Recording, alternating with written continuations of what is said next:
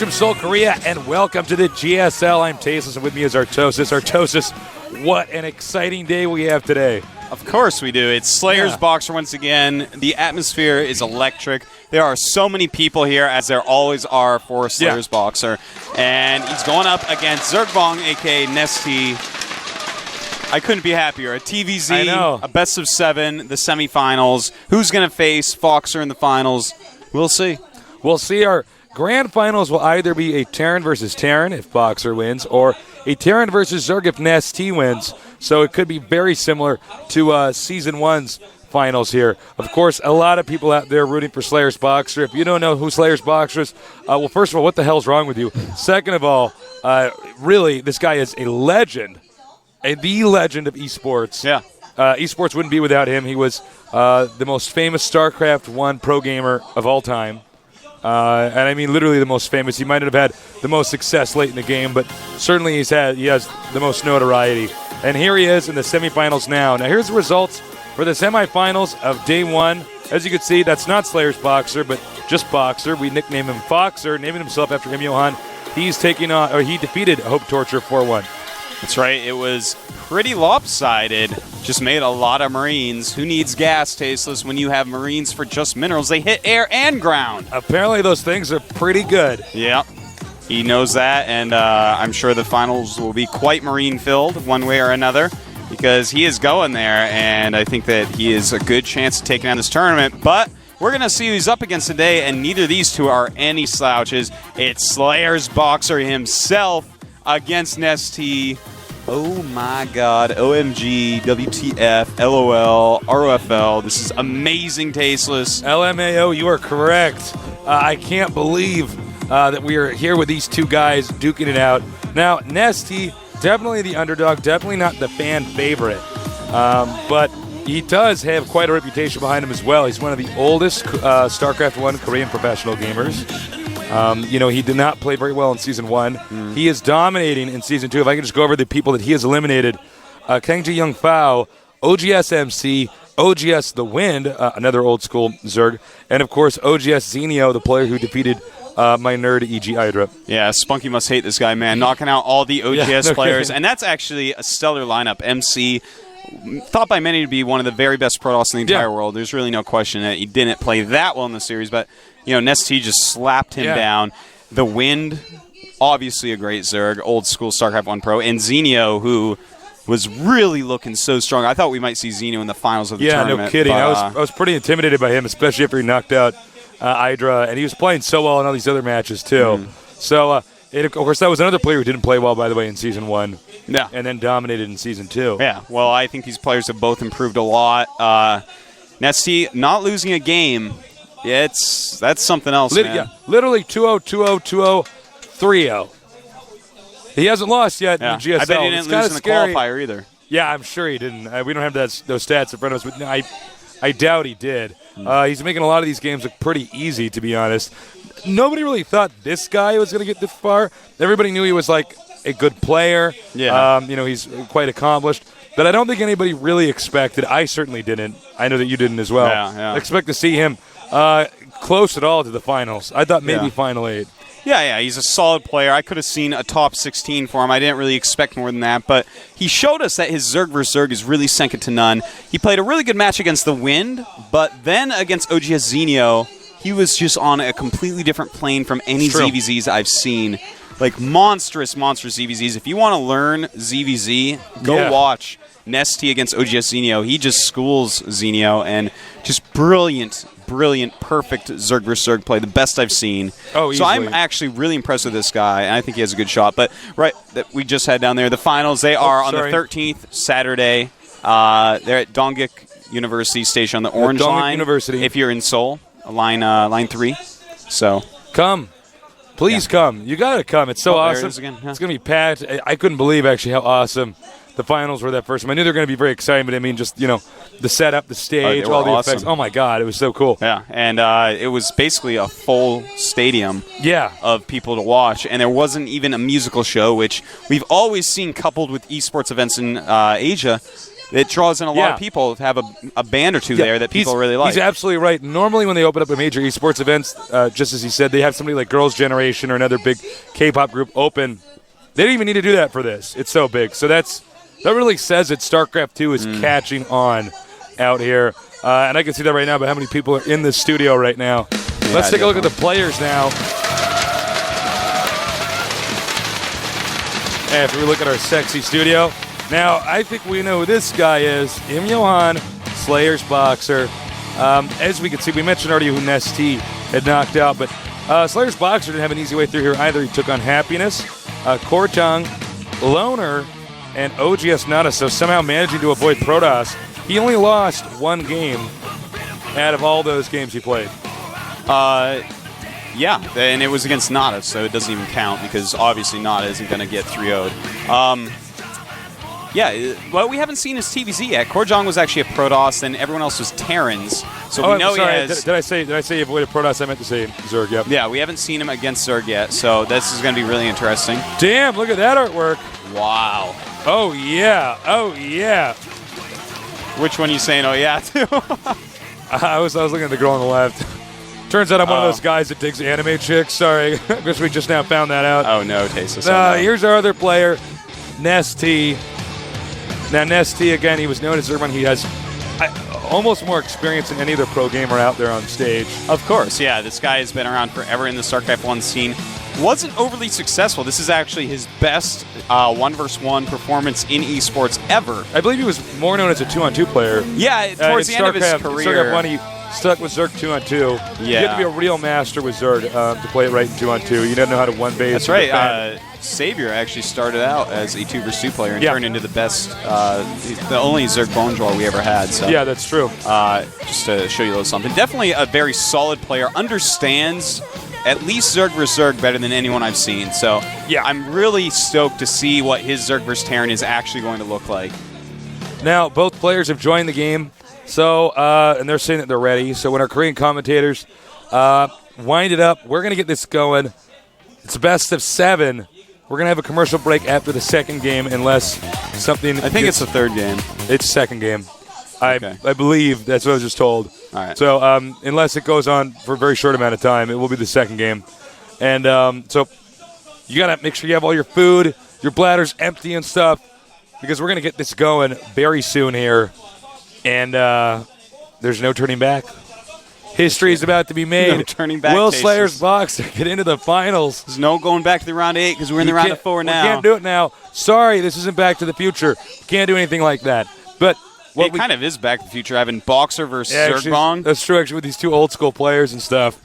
But you don't want to miss a bit of this. Whoever gets to the finals, it's going to be an amazing finals because there will be a BoxeR in there no matter what. Yeah, BoxeR, it's exciting to watch him TVZ. It's exciting to watch him TVT. Whoever goes through, it's going to be a great finals. I'm sure most people are rooting for Slayer's BoxeR. See, wouldn't shock me. Slayer's BoxeR against the fan, BoxeR. I know. I don't know. Pretty exciting. But NesTea definitely has what it takes to take this. We're going to look at the maps in a moment here. Yeah. And that'll help explain why I think NesTea actually could be a little bit of a favorite here. I can't wait to get that map list up here. Yeah, it's going to be pretty. The map order and everything, the maps that are being played, I'm kind of feeling it for NesTea. It's going to be pretty hard for Slayer's BoxeR, but we haven't seen his TVZ. Maybe it's wildly good and NesTea's actually going to get slammed. Yeah. I mean, these are matchups we haven't really seen these two players play at against good players so far. Just random replays and stuff like that, but nothing recent, nothing good in this matchup. So it's really hard to predict, so I'm going to go back and fall on the maps because everyone's just like, I don't know, man, 50-50. That's what everybody's saying. It's like, a lot of people are rooting for Slayer's BoxeR, but as Artosa said, skill-wise, it's going to be kind of tough. So I think you're right at looking at the map lineup, especially in a best of 7, because there's so many maps that could be played. I mean, a lot of it's going to depend on, the first few games, what you get. Let's take a look at the maps now. All right, you see Delta Quadrant, followed by Metalopolis, Scrap Station, Blistering Sands. This is the first chunk, and then we have Steps of War, Zelda Caverns, and Lost Temple. Now, generally the feeling is Delta Quadrant, Steps of War, and Lost Temple are going to be the Terran maps, and then the Zerg maps will be Metalopolis, Scrap Station, Blistering Sands. Now, this all isn't exact or anything like that. those are just 3 maps that Zerg like. Blistering Sands in the early game and mid game, late game becomes a Terran map. But just overall, it kind of feels like if BoxeR doesn't win Delta Quadrant, I think there's a lot of pressure on him in that first map, Delta Quadrant, because it's supposed to be a very good map for Terran versus Zerg. Most Terrans really like to play it, Zergs don't.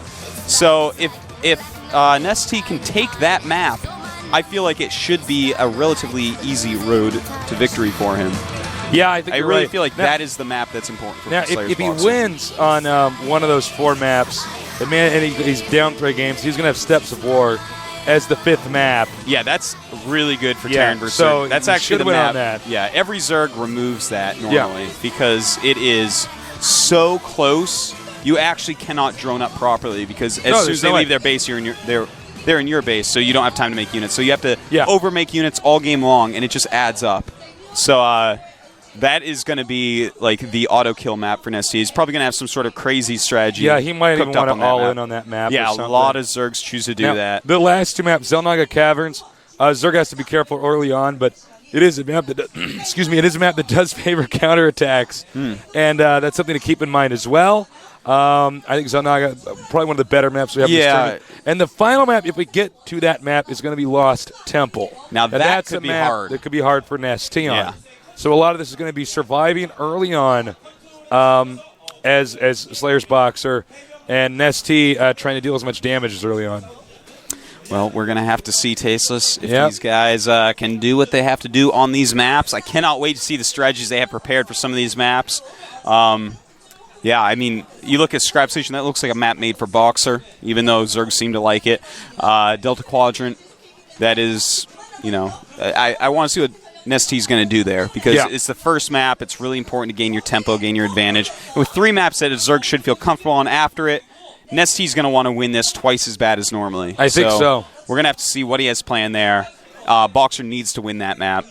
And, of course, as you were saying, Lost Temple, that's going to be the really BoxeR-favored one. Lost Temple, a very hard map for Zerg versus Terran because that cliff and being tanked, throw dropped, whatever up there. So this is just, I love this map pool for this match. And I'm almost feeling NesTea, Tasteless. I love Slayer's BoxeR, and I kind of want to see him go through, but no, NesTea seems to have a lot of experience so far, and he's a pretty solid player. Well, the countdown has begun, so let's get ready. NesTea against Slayer's BoxeR on the map Delta Quadrant. Who's going to go on? Only one of these guys can make it to the finals. Let's see who that someone is.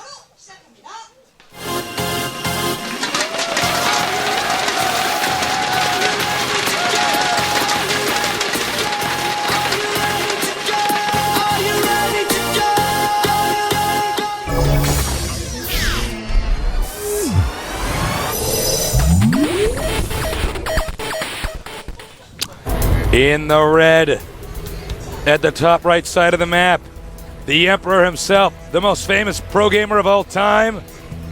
He is the one, the only. In your one, Slayer's BoxeR.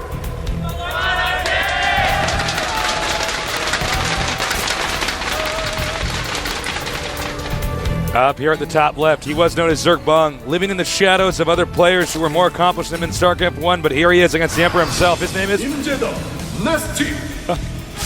good job, Tasteless. Whoa, that came a little bit fast and I was ready.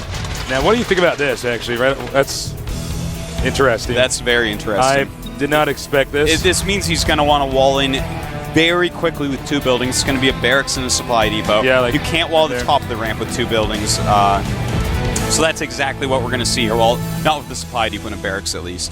So yeah, this probably means he's going to do a rallied marine rush and then also be safe behind it. I think that's what he's going to go for. But Looks also, like it. this will make it so his base is not scoutable. Now, that could mean any number of things. He could go for command center first before gas. Could go for some weird high-tech rush. We'll have to see. But the barracks, it is proxied a little bit, being at the bottom of that ramp while still having a wall in so he can't be scouted. So I like it. It's new. It's fresh. It's BoxeR. Yeah, this is very interesting. Now, of course, going for double second barracks. All right, so he's going to go for pressure build. Then note, these positions do not favor NesTea, simply because this expansion over here, very accessible on the cliff because the Terran is, of course, so close by. But it doesn't look like we're going to have a situation like that coming up anytime soon. as it looks like BoxeR's going to do a double racks rush here. Now, I would like to point out that no one knows how to Marine Rush like BoxeR. And Foxer as well. BoxeR and Foxman, best Marine Rushers in the world. Notice it's not a Macarax. Forget the Macarax. This is not a Macarax, guys. Yeah. So I think it's going to be 2 barracks pressure, kind of like what we saw Foxer do against Fruit Dealer. But NesTea already has his spawning pool up, and he's getting gas as well. So we may see Zergling speed quickly, or no, we're actually going to see a Roach Warren go up. Very interesting. There it is. There it is. My monitor is so glary. We have more Marines coming out here. Now, this could actually be pretty bad here for Slayer's BoxeR. Roaches are pretty strong against Marines. And no, this is on the low ground here. So, with this on the low ground, obviously you're not going to be able to repair it very easily. This is actually the Roach Rush. Depending on how many Roaches he gets, he could make that barracks lift off. He could get rid of that supply. It was definitely a possibility. That's one thing about being up the ramp that's quite good. You can throw down a bunker quite easily and abuse the small choke point of the ramp. Here, though, it's all open. We'll have to see how many Roaches NesTea wants to make. Making 2 right now. 2 refineries now. Obviously, Slayer's BoxeR doesn't see a hatchery anywhere, so he's just saying, all right, well, time to attack. Now, he did spot the Roach Warren as well. Yeah, and that's actually quite important. He's going to have to decide what to do with that information. And very smart by BoxeR. Throwing down a bunker right away, and that's actually a really well-placed bunker. It's going to be hard for Roaches to get in there and actually harass that supply depot at all with that bunker and that placement. He can kind of slip by on the left, but then his Roaches are against the wall and can't micro against the Marines. True. Really, BoxeR taking everything into consideration with his placement. We don't have a factory up just yet, but we'll probably see one pretty soon here. Yeah, definitely. Roaches are out. Oh, actually, we're going to see Slayer's BoxeR switch over to Marauders. That's smart. Actually, that's really smart. Yeah, it's quite good, but at the same time, as you see in the production tab, speed for Zerglings being made. So whenever you go Roaches, you have to assume that they will go Marauders because they're just so strong against Roaches, and you have to get speed. And look at this, a Baneling nest for NesTea going up, and there it is. Wow. Okay, so he's actually, NesTea is going to be playing some one-base tomfoolery all in. Yeah, he is actually shifting tech so quickly here. Yeah, and that's smart. You have to do that if you go Roaches because just straight-up Roaches will get owned by Marauders from Terran. And this is actually awesome. In BoxeR's main base, we have 2 more barracks going up. So both these players going strong one-base play. Slayer's BoxeR is going to have way more economy, though, than is NesTea. Yeah, NesTea has to do damage early, or he's going to be in trouble. Take a look. I don't know if Slayer's BoxeR is going to be prepared for literally 3 tech shifts. Yeah, Zerglings to Roaches, where he reveals the Roaches, then goes to Banelings. And then remember, BoxeR does not know about the Banelings. Oh, he does have vision of the Banelings nest. Excuse me, he must have used a scan there. Yeah, and notice right now 27 SCVs up against 14 drones, so this is very all in, and here we go, he's going to attack! And the Baneling's way far behind right now, going right into that bunker. And he's going to do a lot of damage with this. The Speedlings surrounding those Marauders is exactly what he needs to do so they can't micro away, so the Roaches can get their hits in. Kiting is what gets Roaches. These Speedlings taking care of that. And Slayer's BoxeR may be in a little bit of trouble here. He may very well lose this game. This is the problem. If you don't have a wall and it's your ramp, you end up having to defend on the low ground like this, especially if you have structure.